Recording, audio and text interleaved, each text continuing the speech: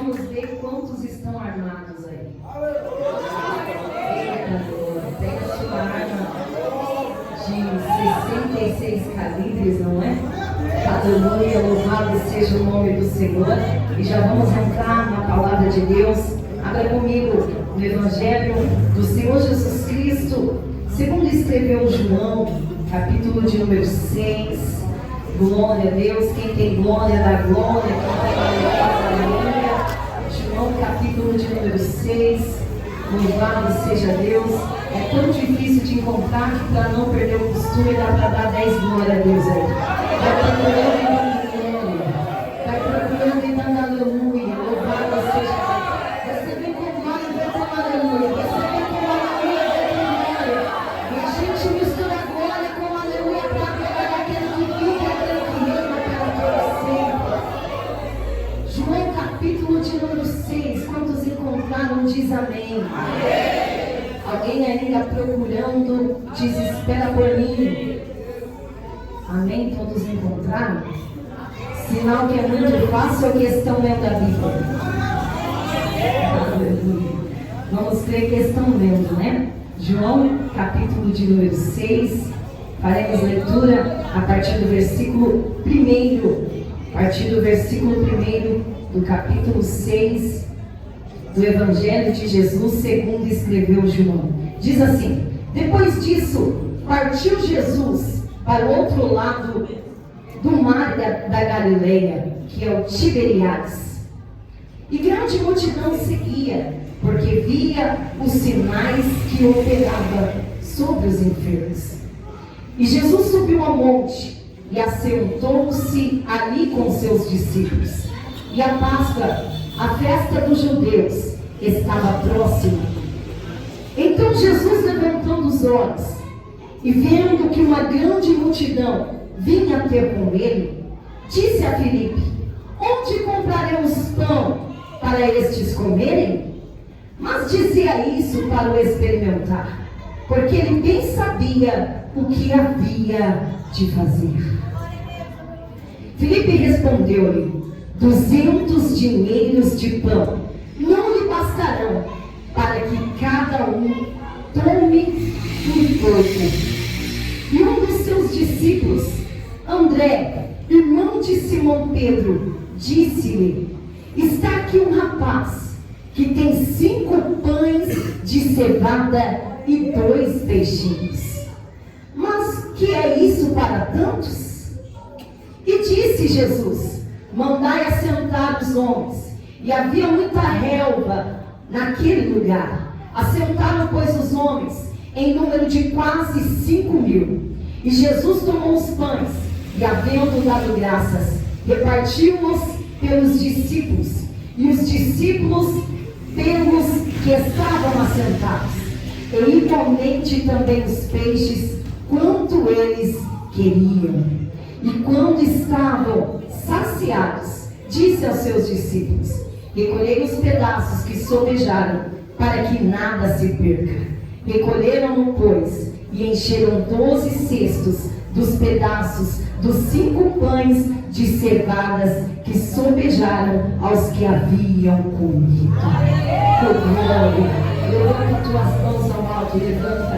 Peça para o Senhor continuar falando contigo. Comece dando glória, glória, glória, glória a Deus. Vai dando glória, glória, glória ao nome santo do Senhor.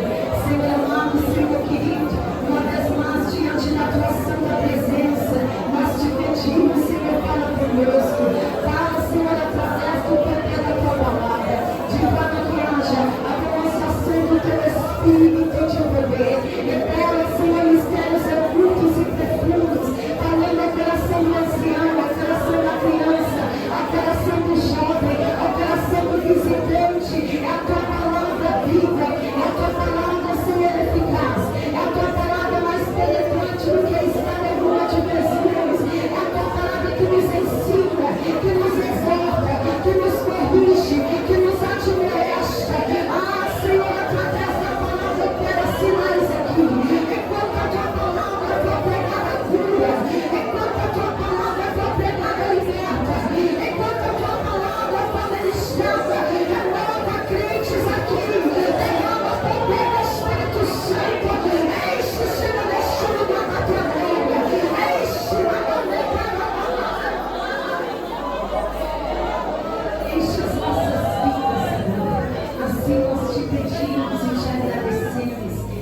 do Pai, do Filho e do Espírito Santo de Deus.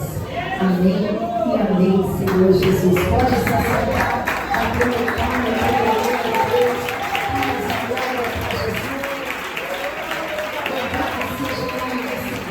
Queridos e amados irmãos, o Novo Testamento vai iniciar-se com 4 evangelhos. Na verdade, nós temos por costume dizer 4 evangelhos, mas sabemos que é um evangelho só. Como assim, irmã Patrícia? O evangelho de Cristo Jesus é um só, escrito por 4 evangelistas, por 4 homens inspirados pelo Santo Espírito de Deus. E todos eles têm um único propósito. E qual é o propósito? Revelar Jesus Cristo. Revelar Jesus Cristo. Como toda a Bíblia Sagrada, desde Gênesis a Apocalipse, o personagem central não é Adão, não é Abraão, não é Noé, não é Moisés, não é José, não é nenhum dos profetas. O personagem central é Jesus. Jesus é o personagem central.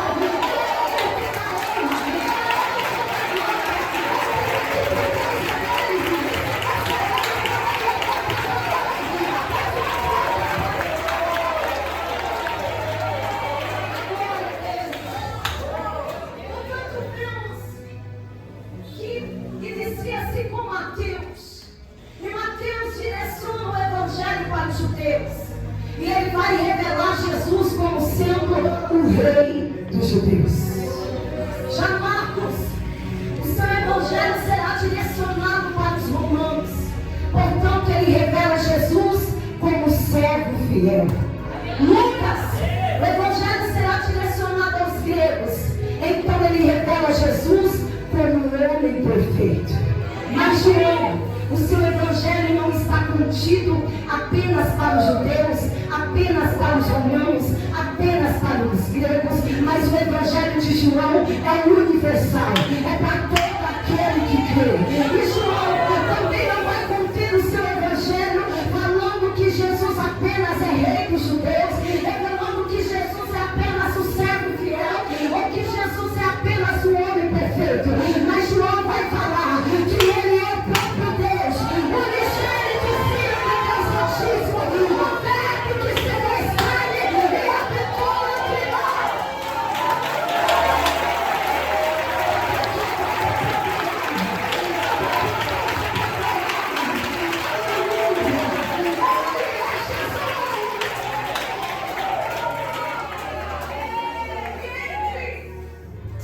Os 4 evangelhos, o evangelho de João se destaca. Conhecemos os evangelhos de Mateus, de Marcos e Lucas como os evangelhos sinóticos. Aí você vai me perguntar, irmã Patrícia, o que significa isso? O que é sinóticos? É porque eles têm uma certa semelhança entre si. Quando você examina o evangelho de Mateus, de Marcos e de Lucas, até nos parece que um copiou do outro. Mas nós sabemos que na presença de Deus e na obra de Deus, ninguém precisa copiar de ninguém. Ninguém precisa copiar nada de ninguém, porque o Espírito Santo é que capacita, o Espírito Santo é que usa, o Espírito Santo é que usa, o Espírito Santo é que reveste. E se tem alguém aqui que deseja ser usado, levanta a tua mão, porque o Espírito Santo vai te capacitar, vai te revestir,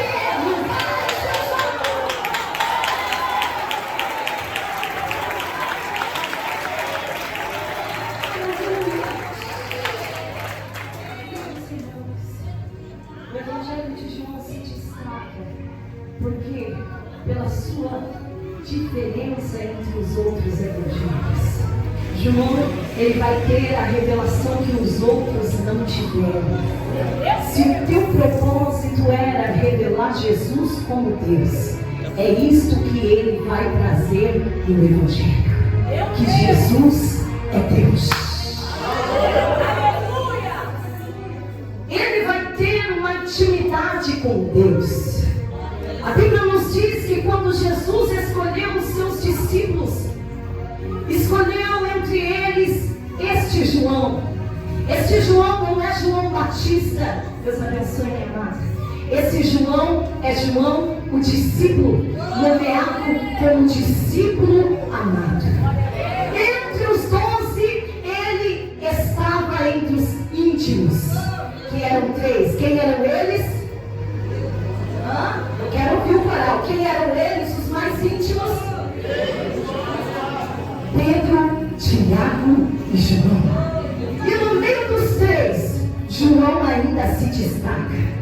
Por que não dizer, quem sabe ele era igual o pastor João de Lima, destacado entre eles. Por que, irmã Patrícia? Porque ele tinha uma intimidade maior. Ele não queria apenas fazer parte do mais íntimo. Ele não queria apenas estar ao lado de Jesus, sentado ao lado de Jesus. Ele queria mais. Então ele fazia o que os outros não estavam fazendo. Deixa eu te dizer, se você quer ter mais intimidade com Deus, você precisa fazer o que os outros não fazem. Como o pastor diz aqui, estamos sofrendo uma escassez em nosso ministério. Muitos pararam de orar, muitos pararam de jejuar, muitos já não consagram mais a vida. Não é porque muitos pararam que você vai parar também. Não é porque muitos desistiram que você vai desistir também. Se você tem intimidade, então busque. Se você tem intimidade, então ore. Faça o que os outros não fazem.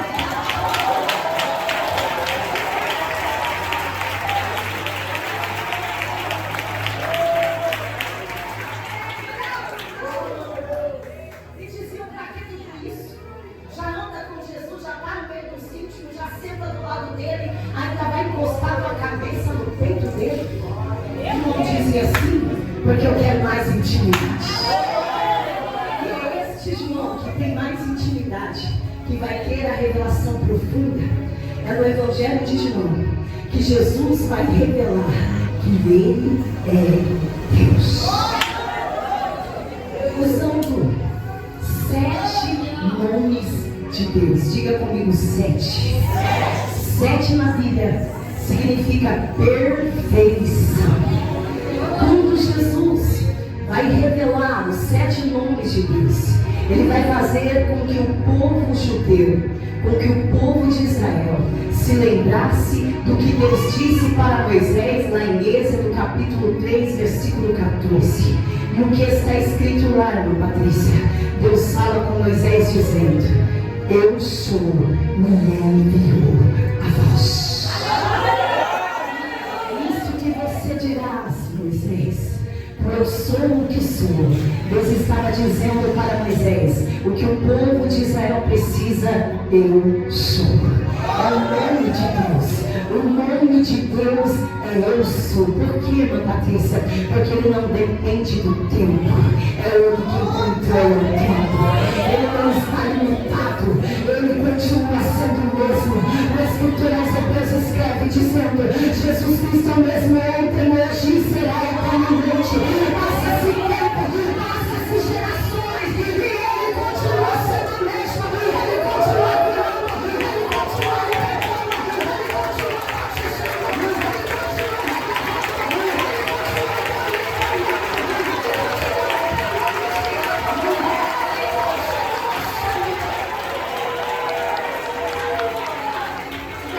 Jesus vai iniciar dizendo: eu sou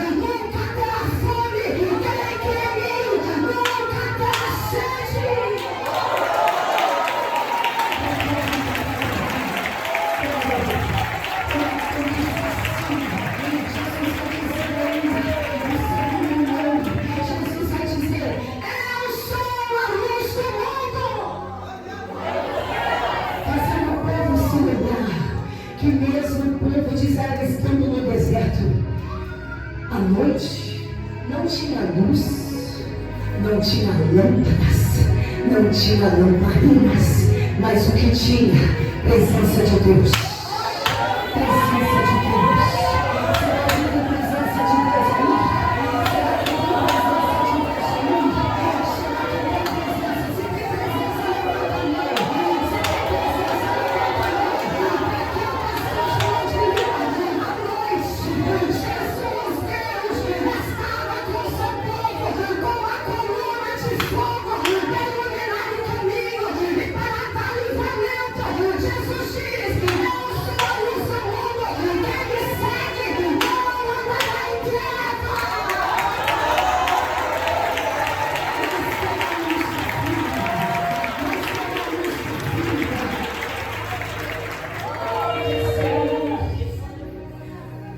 Terceiro, está contigo no capítulo 10, versículo 9, que Jesus vai dizer: eu sou a porta. Eu sou a porta, fazendo o povo de Israel, o povo judeu, se recordar quem foi a porta naquele mar, quem foi a porta de escape, de livramento, de providência. Jesus declara: eu sou a porta, aquele que entra por mim entrará e sairá e encontrará passagem. Tem gente procurando uma porta, tem gente batendo, pastor, em tantas portas, mas a porta que se encontra aberta para salvar tua vida, para salvar tua casa, para salvar tua família, é Jesus de Nazaré.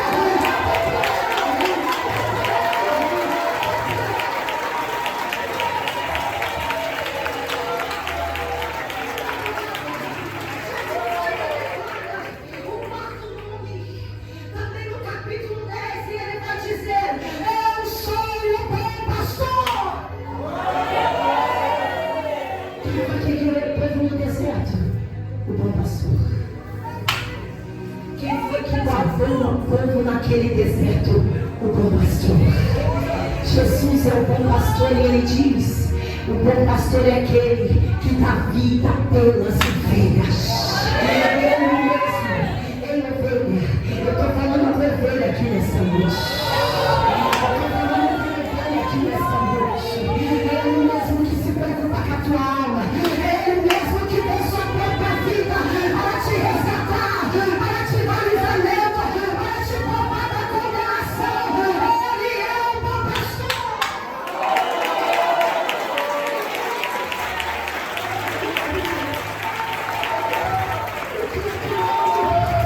O quinto nome está no capítulo 11 de João. E aleluia, somente no Evangelho de João terão essas poderosas revelações. Então Jesus vai dizer: eu sou a ressurreição e a vida.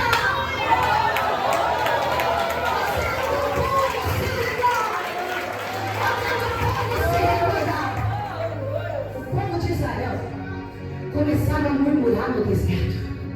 E tem muitos crentes murmurando. Tem muitos crentes que só sabem murmurar, mas precisa hoje aprender a agradecer. O povo começou a murmurar no deserto. Deus permitiu que serpentes ardentes picassem o povo, e quem fosse picado morria.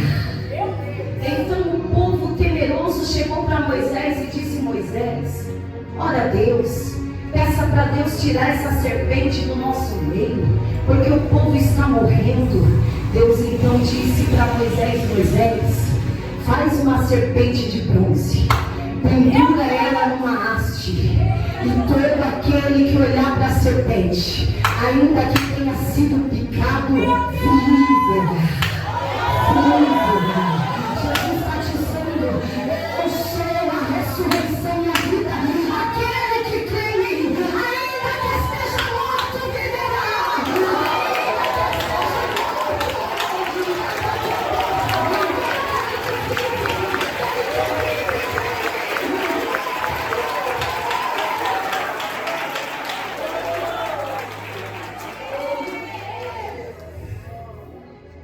Jesus então vai trazer o sexto 14, versículo 6, Jesus vai dizer: eu sou o caminho,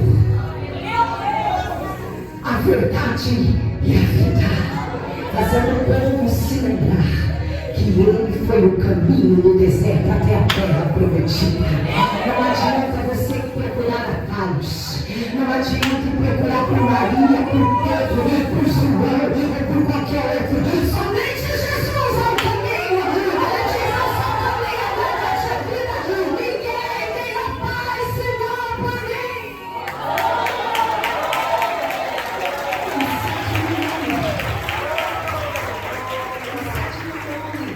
Está contido no capítulo 15. Jesus vai revelar dizendo: eu sou a videira verdadeira. Oh glória! Revelando que a videira verdadeira não é Israel.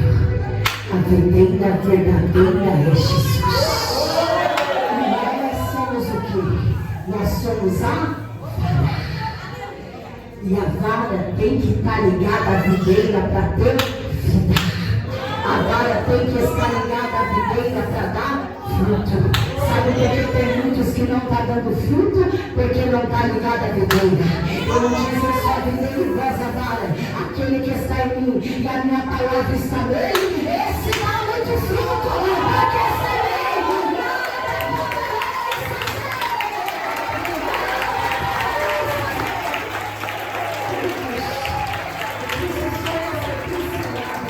para vocês entenderem o argumento de João. O argumento de João, querido Mamato, prazer te ver, minha linda. O argumento de João é que Jesus é Deus. Jesus